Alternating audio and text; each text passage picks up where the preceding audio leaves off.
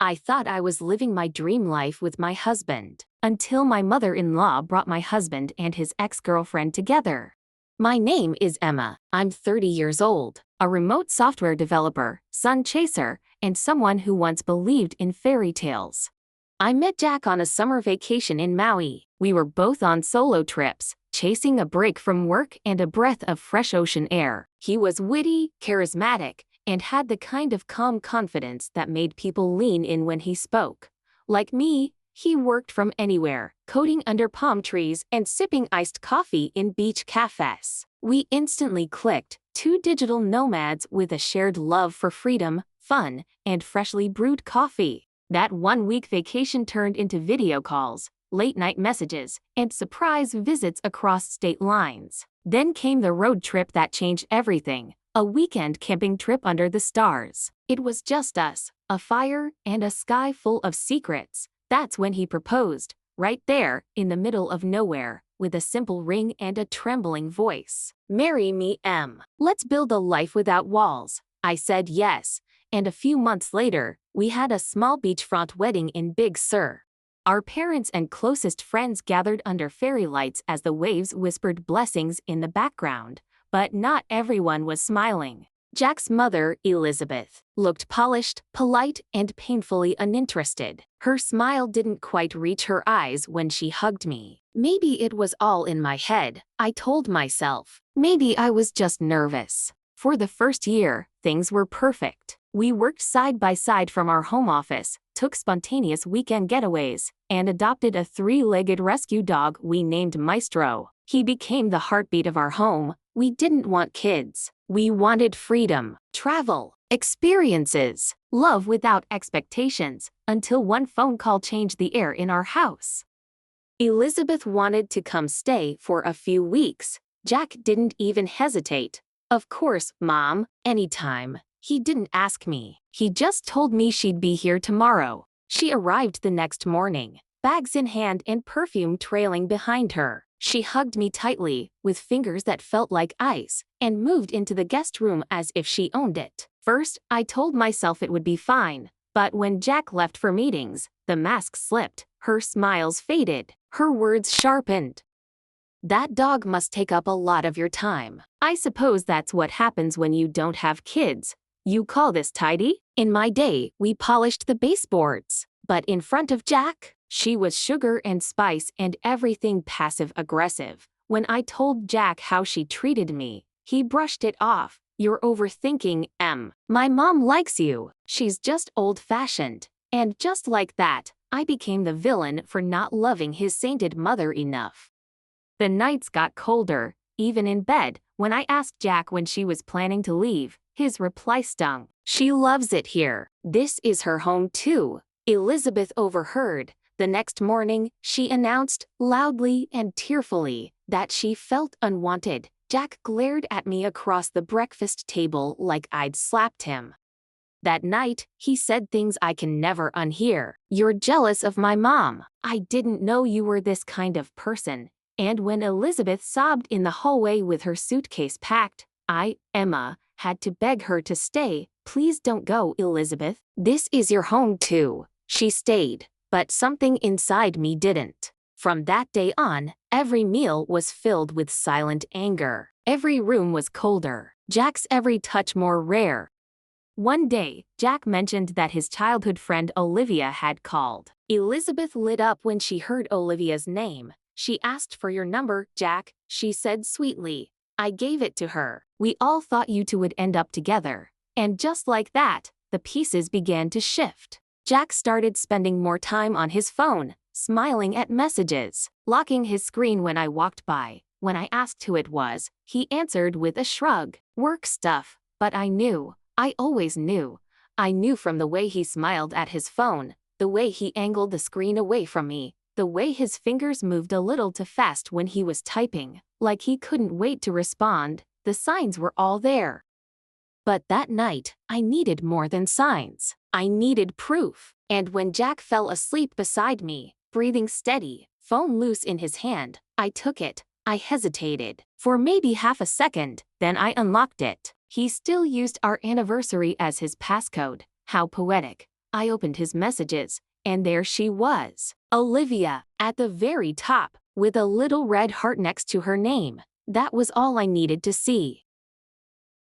But I kept reading. Olivia, still thinking about our walk yesterday. Felt like old times.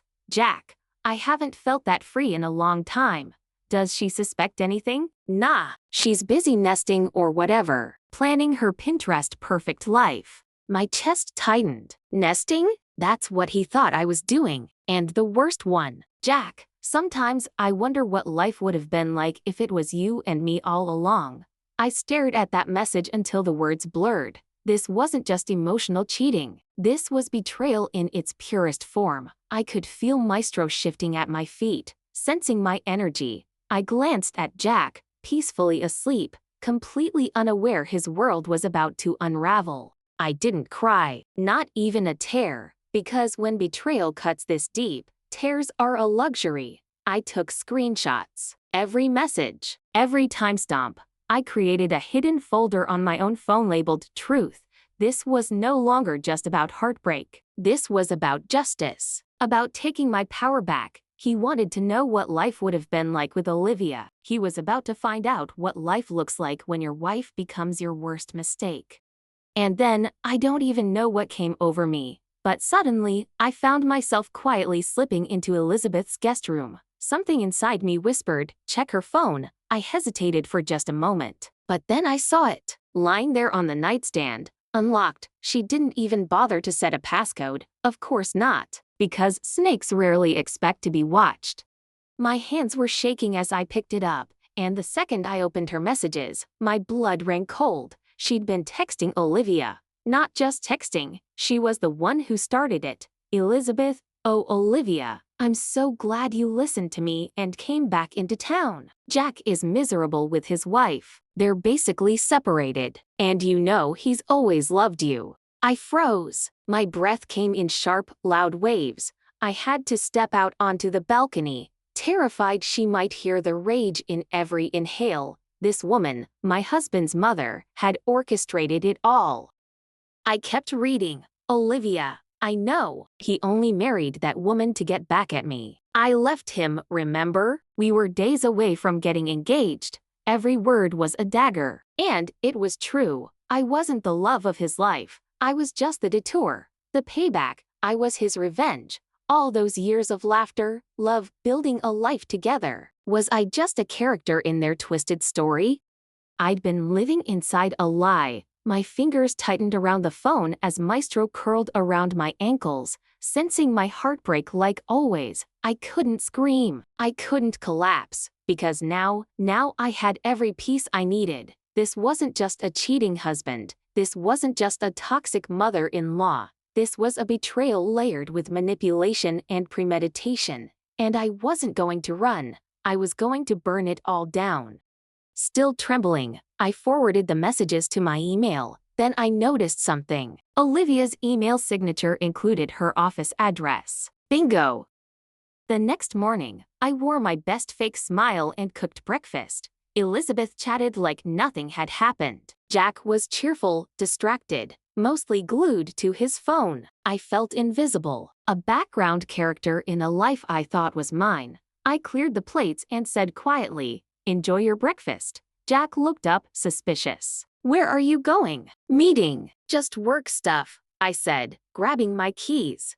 I got in my car and drove to the address from Olivia's email. A sleek glass-walled plaza downtown. She worked at some shiny marketing agency. Of course, I parked and sat in the car, staring at the entrance. What am I doing here? I asked myself. Was this some kind of sick curiosity? Maybe I just wanted to see her. The woman Jack had never stopped loving. Was she prettier than me? Smarter? More confident? I almost left, but then I heard a voice. Olivia, baby, I'm here. I turned. A tall, stunning blonde walked out of the building, smiling at the man in a black Mercedes parked right in front. She looked like a runway model. Long legs, tight dress, perfect waves. She walked up to the car and kissed him, passionately. What the hell? My jaw dropped. She wasn't just talking to Jack. She had another man. A rich one, clearly. And she was playing them both. This was the woman Jack couldn't stop texting?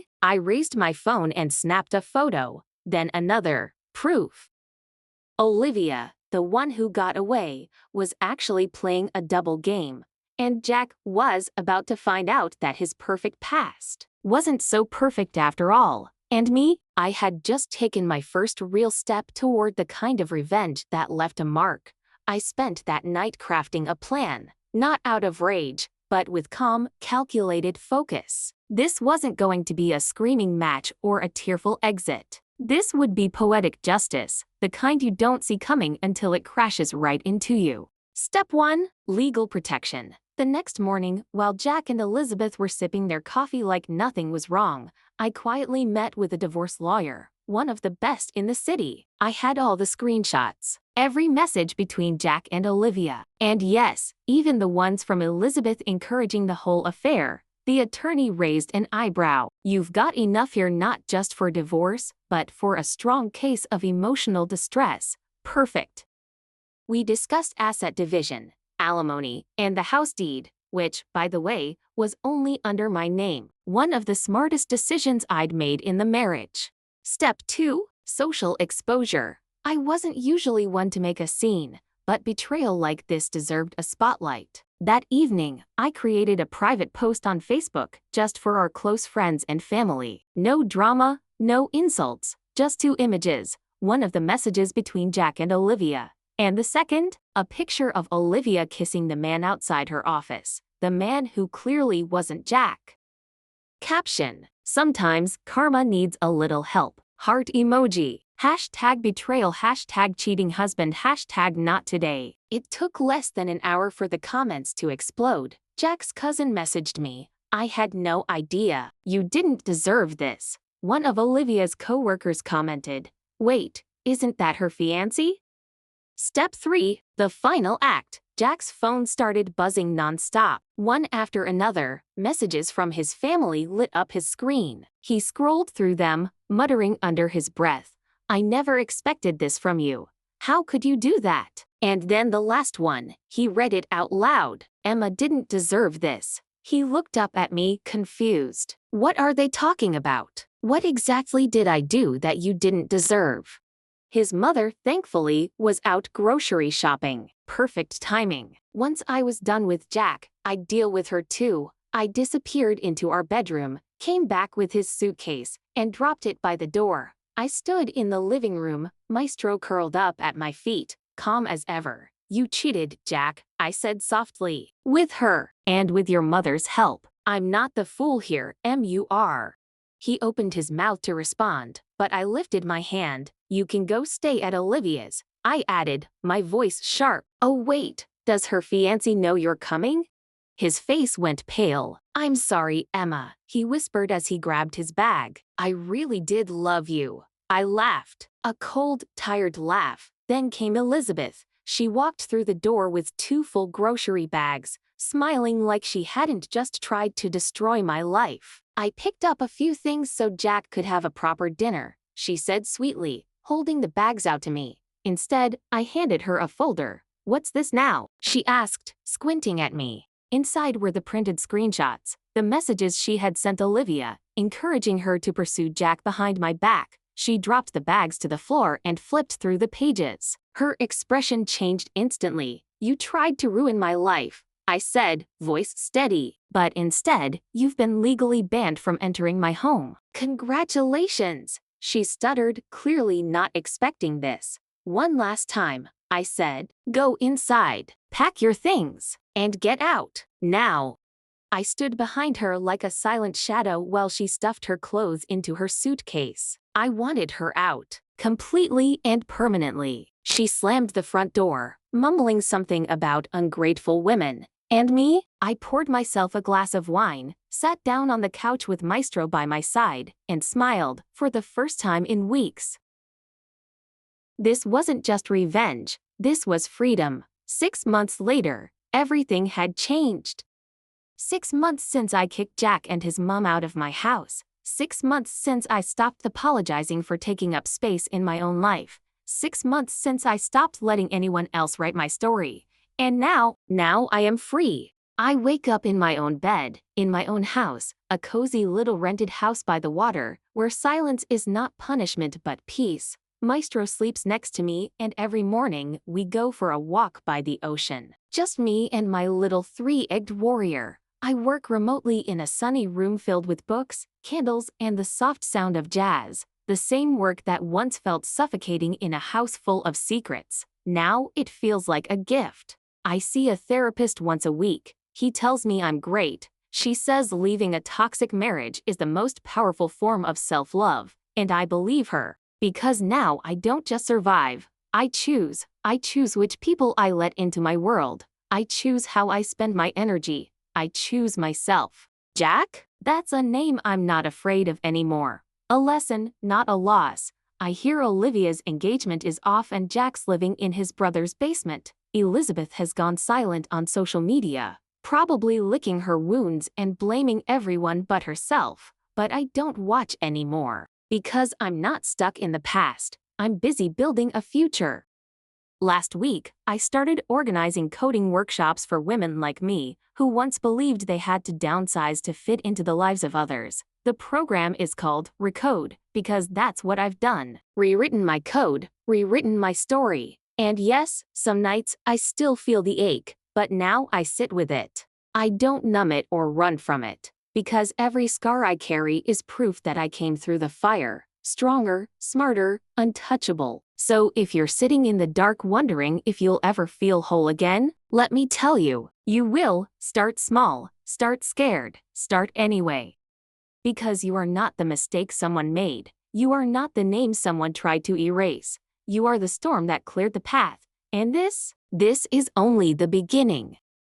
That night, I was curled up on my couch with Maestro at my feet and a glass of red wine in my hand when my phone buzzed, a friend request on Facebook. I didn't recognize the name, Joe Whitman. No profile info, just a photo of a guy standing beside a tent near a campfire, grinning into the sunlight. I almost ignored it, but curiosity got the better of me. We had one mutual friend, Jack. Ugh. First things first, I removed Jack from my friends list. A clean break is a clean break. A few days later, I opened my message requests, and there it was. Hey Emma, I hope I'm not being weird. You probably don't remember me, but we met years ago on a camping trip. You and your boyfriend were struggling with the tent and I brought over some drinks. Anyway, just came across your profile. I was curious how you're doing. Still go camping? I stared at the message for a moment, then smiled. I remembered, the guy with the easy laugh and kind eyes. The one who had made a joke about our lopsided tent and handed me a soda like it was no big deal. That was Joe. I hadn't thought about that trip in years, but now it felt like the universe had just nudged me gently on the shoulder. No pressure, no expectations, just possibility. And I typed back, "Hi Joe, I actually do remember you. That trip was chaos, but your drinks saved the day. And yes, I still go camping. Just haven't had the right person to share the fire with in a while. Hope you're well." Maestro gave a soft sigh beside me, like even he approved. Because maybe this wasn't just a message. Maybe it was the beginning of something real. Something that didn't come with lies, manipulation, or cold glances across the dinner table. Just two people, somewhere down the line, crossing paths again. And this time, I was ready. Our messages started casually, just little exchanges at first, then a little more. Soon, Joe and I were texting every day. Morning, how's your coffee? Texts. Evening, hope your day wasn't too crazy messages. It felt light, safe, familiar in a way that didn't hurt. One afternoon, he sent a message that made my heart flutter. Hey, there's this new cafe opening in town, camping themed, with fire pits and all. Thought of you. Want to check it out with me? I said yes before I could overthink it. When I arrived at the cafe, the smell of wood smoke and roasted marshmallows hit me. But what really caught me off guard was Joe, standing there with that same humble smile, hands in his pockets like he wasn't sure what to expect. And just like that, something clicked. We grabbed 2 mugs of coffee served in tin camping cups and sat by a little indoor fire pit. The conversation flowed like we were picking up where we'd left off years ago. Software development, life, trust, Healing. Hours passed unnoticed. The sky had turned dark by the time we left, and Joe offered to walk me home. We strolled through quiet streets, the night air cool and full of promise. At the entrance to my building, we stopped. There was a pause, one of those long, delicate moments that hold so much weight. Joe took a small step closer. His voice was soft. "I don't want to rush anything, but I've wanted to do this for a long time." Then he kissed me. It wasn't rushed. It wasn't desperate. It was the kind of kiss that feels like a second chance. And for the first time in what felt like forever, I let it happen, because maybe this wasn't just the start of something new. Maybe it was finally the beginning of something real. My name is Emma. I'm 30 years old, a remote software developer, chasing sunlight across time zones and still believing in fairy tale love, even after everything. My husband cheated on me with his ex-girlfriend, with help from his mother, but I survived. And now, I want to ask you, what do you think of my story? If you were in my shoes, what would you have done?